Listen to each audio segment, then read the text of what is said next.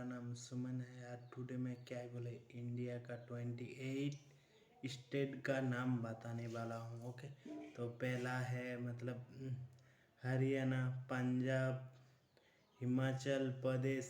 Dehradun, Himachal Pradesh, Uttarakhand, UP, Bihar, Jharkhand, waste Bengal, Orissa, Chhattisgarh, Jharkhand तो बोला, छत्तीसगढ़, मध्य प्रदेश और महाराष्ट्र, राजस्थान, गुजरात और क्या बोले मध्य प्रदेश, ओके, कर्नाटक, आंध्र प्रदेश, तेलंगाना, गोवा,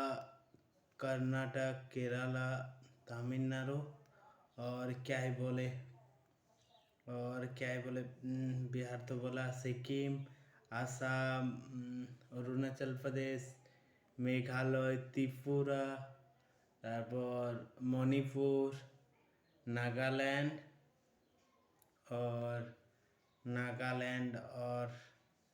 और यही हो नागालैंड, त्रिपुरा और